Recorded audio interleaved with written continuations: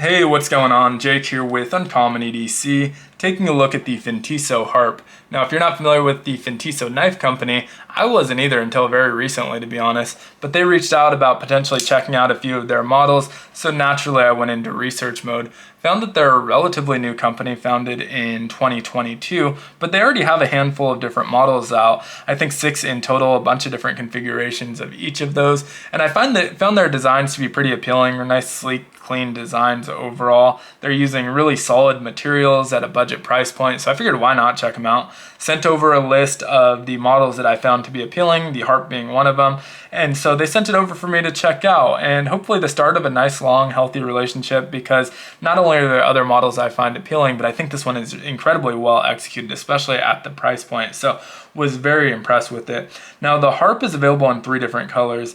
The handles themselves are aluminum. This one is anodized blue, but you can also get it in black or green. The black and green both have coated blades, so the blue is going to be your only option on this model with a non-coated blade.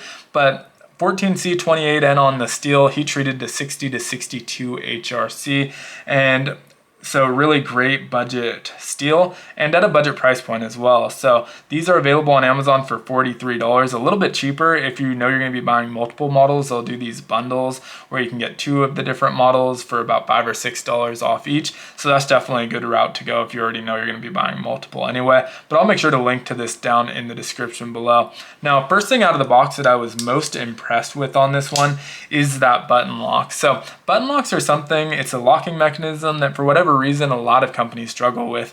One of the things they struggle with can be that implied detent. I know button locks don't have a detent ball here, but you have that kind of implied detent feel, and if it's too light, it just kind of makes the action feel a little bit weird. If it's too heavy, it can be hard to deploy. More often than not, companies end up going a little bit too light here. This one is just about perfect. It requires the right amount of pressure, and once you get there, really comes screaming out.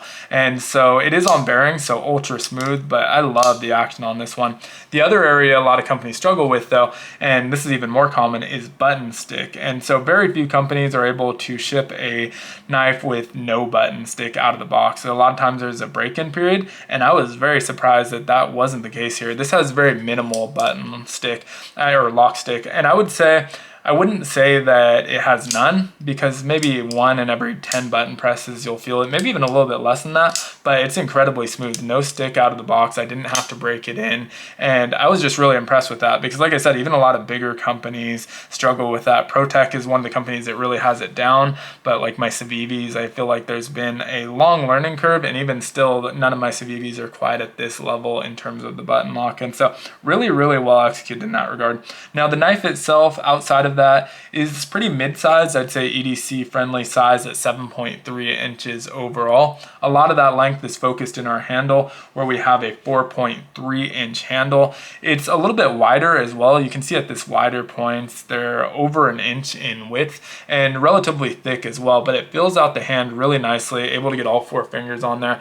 Extremely comfortable, great ergos on this one. The jimping is perfectly placed, not ultra aggressive, but is pretty grabby, so really locks you into place nicely. That pocket clip disappears behind your knuckles just like it's supposed to, so the ergos on here are excellent.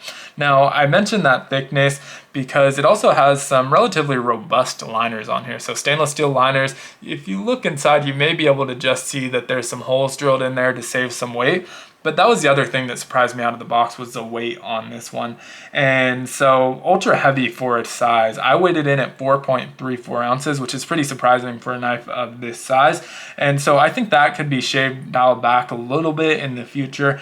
But in hand, it gives it a more kind of robust, hefty feel. I often find when I have a robust handle with a more weighty blade overall, that I find it to feel a little bit more premium, and that's the case here as well. But in your pocket, that's not necessarily the case. So on a pocket clip, it mitigates a lot of that weight. If you're just dropping this in your pocket, though, you definitely feel it drop and you feel it bounce around, and it is pretty weighty in your pocket, a little bit of a wrecking ball. And so that is one area where I think they can address in future models, or even on this one, a newer iteration of this, where it's just a hair lighter. If they can get it under 4 ounces, I think that would make it significantly better overall. Now, the blade itself, we already mentioned 14C28N, have a 3-inch drop point. I like the flat grind. We have the swedge at the top. It gives it a really kind of more aggressive look for a drop point, which I appreciate.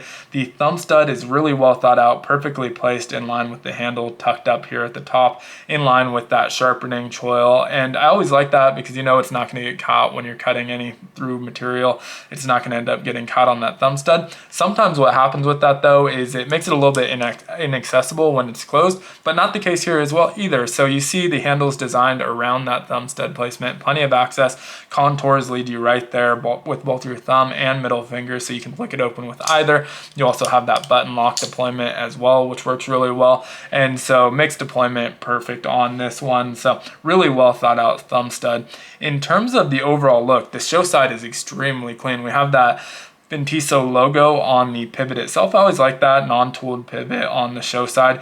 We do have a lot of billboarding here on the blade, just that Fintiso. I honestly would have preferred if that was on the back side. It's not a deal breaker, but would have just gave a much more clean aesthetic on our show side because they didn't put the steel, they didn't put made in China or anything else, the model on the back side, which we often see. So plenty of real estate there to put Fintiso. And then you have this ultra clean show side.